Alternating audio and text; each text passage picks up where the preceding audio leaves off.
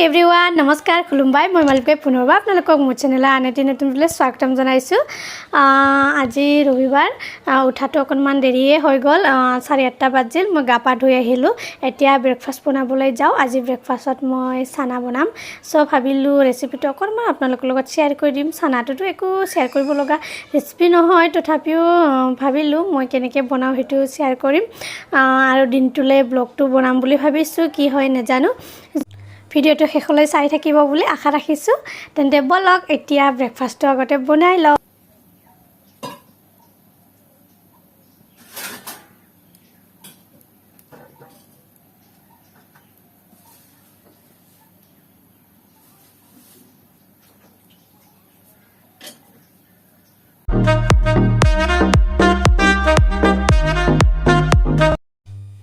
এয়া চানা আৰু আলুখিনি মই ভালদৰে ধুই আগতীয়াকৈ 5টামান চিটি দি লৈছোঁ। এয়া তেলখিনি গৰম হৈ গৈছে। এতিয়া মই পিয়াজ আৰু কেইটামান কেঁচা জলকীয়া ফালি দিছোঁ। পিয়াজখিনি মই অকণমান ৰঙচুৱা হোৱালৈকে ভাজিম। তাৰপিছতে মই মছলাখিনি একেলগে দি দিম। মছলাত মই অকণমান ধনিয়া পাউডাৰ, জিৰা পাউডাৰ, ৰেড চিলি পাউডাৰ আৰু অকণমান আদা আৰু কেইটামান নহৰু ব্যৱহাৰ কৰিছোঁ। গোটেইকেইটা মই গ্ৰাইণ্ডাৰত একেলগে গ্ৰাইণ্ড কৰি লৈছোঁ। এতিয়া মই পিয়াজখিনি ভাজি থাকোঁতে মছলাখিনি দি দিম একেলগে।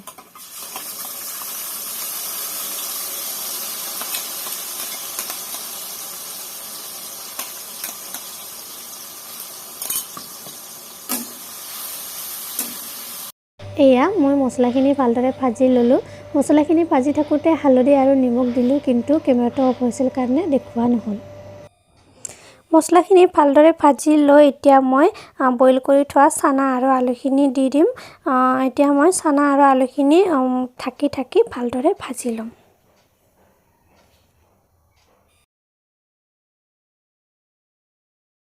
এয়া চানাখিনি ঢাকি প্ৰায় আধা ঘণ্টামান ভজা হোৱাৰ পিছত এতিয়া মই ইয়াত পানী অকণমান দি দিম। পানী বেছি দিব নালাগে, অকণমানে দিব মছলাখিনি সিজাৰ কাৰণে। পানীখিনি দি মই এতিয়া জুইৰ ফ্লেমটো বঢ়াই ঢাকনিটো লগাই অকণমান সিজিব দিম।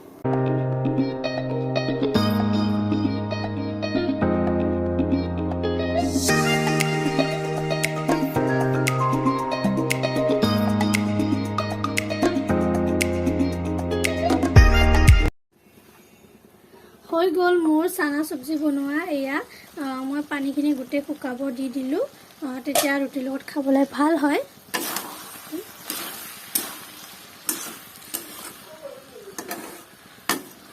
হৈ গৈছে, এতিয়া মই ষ্টভ কৰি দিলোঁ আৰু ইপিনে মই গাখীৰ বইল কৰি আছোঁ। মানে কালি গাখীৰটো ৰৈ গৈছে, সেইটো কাৰণে আজি ৰাতিপুৱাই গাখীৰ চাহ খাম, তাৰপিছতহে ৰুটি খাম। নহ'লে মানে যদি গাখীৰ ৰৈ নাযায় তো ৰুটি খাই লওঁ, তাৰপিছত গাখীৰ যেতিয়া আহে তেতিয়া গাখীৰ চাহ একাপ খাই লওঁ। মানে গাখীৰ চাহ একাপ খাব নাপালে মানে মনটোৱে ভাল নালাগে। গাখীৰ চাহ খাই মানে হেবিট হৈ গৈছে।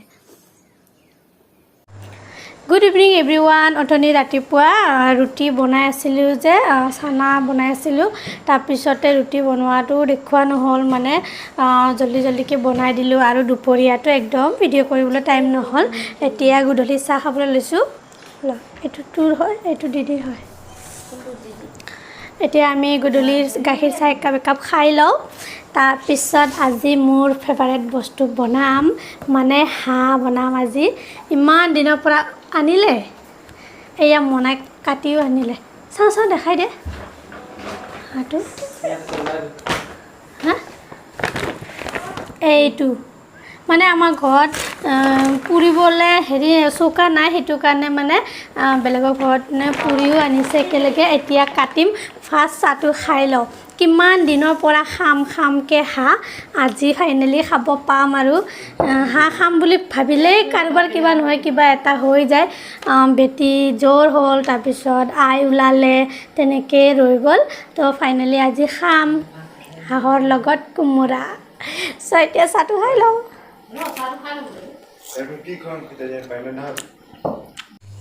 এয়া অজয়ে হাঁহ কাটি আছে এইপিনে, এইটো আৰু মই কোমোৰা কাটিবলৈ লৈছোঁ। এইটো কোমোৰা কাটিম আৰু লগতে আদা নহৰু জলকীয়া গুচাই আছোঁ আজি হাঁহটো মানে দুটা বিধ বনাম মানে দুটা বিধ মানে ইহঁতে বোলে বহুত বেছি মছলা দি খাব এণ্ড মই ইমান মছলা খাব নোৱাৰোঁ সেইটো কাৰণে মই নিজৰটো বেলেগকৈ বনাই ল'ম কাৰণ ইমান দিনৰ পৰা খাম কৈ আছোঁ বেছি মছলা হৈ গ'লে মই খাব নোৱাৰিম সেইটো কাৰণে নিজৰটো অলপ বেলেগকৈ বনাই ল'ম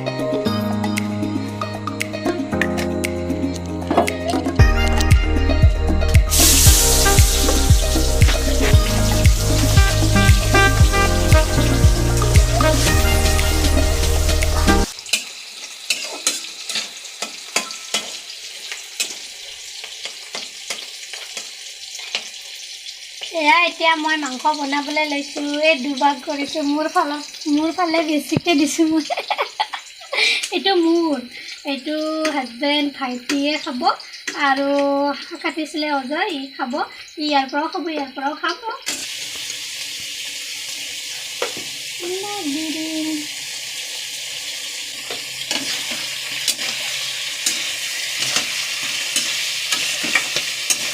এয়া মই কোমোৰাখিনি দি দিলোঁ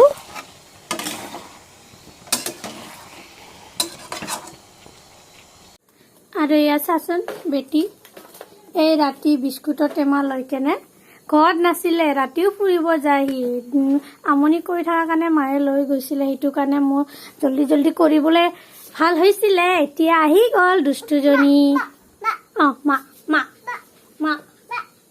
মা মা মই উঠি না মা মা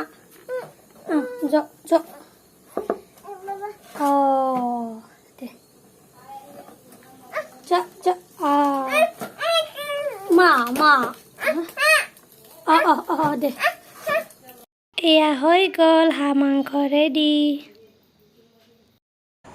এতিয়া মই হাঁহৰ মাংসটো অলপ টেষ্ট কৰি চাম ইমান দিনৰ মূৰত খাম আজি সেইকাৰণে মানে খাওঁ লাগি গৈছে কেনেকুৱা হৈছে টেষ্ট কৰি চাওঁ মোৰ বিয়া হোৱা 2.5 বছৰ হ'ল এই 2.5 বছৰ আজি প্ৰথমবাৰ হাজবেণ্ডৰ ঘৰত হাঁহ মাংস বনাই খাইছোঁ নিজে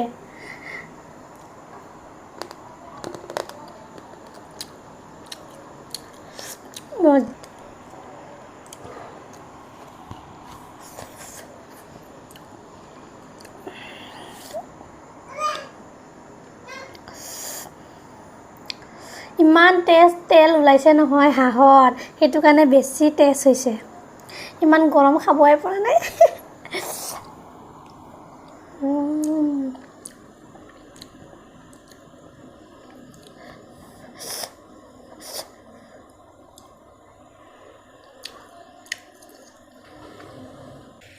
বাবাটো টেষ্ট কৰি চাবিয়া বহুত টেষ্ট হৈছে ইমান টেষ্টি হাঁহ মাংসটো যাতে বেয়া পাই চাওকচোন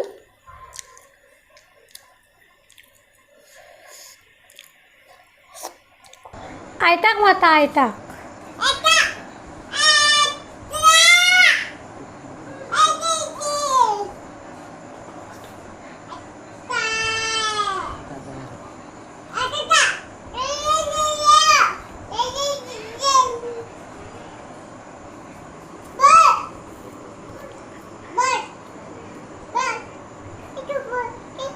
কি কথা পাতিছা হ্যাঁ বল बचाओ बेटी ओ अजब क्या दे या करा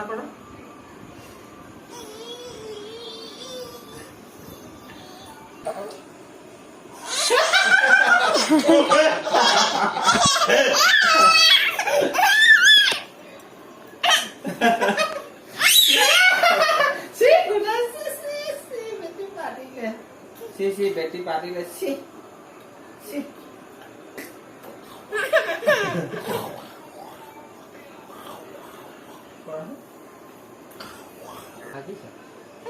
পাতিছা না হাগিছা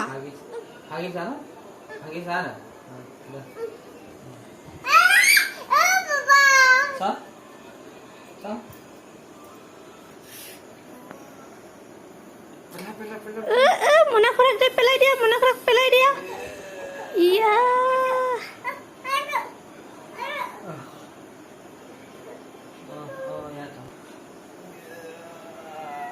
Dede mona khrak pelai dia ya ya ba zikile beti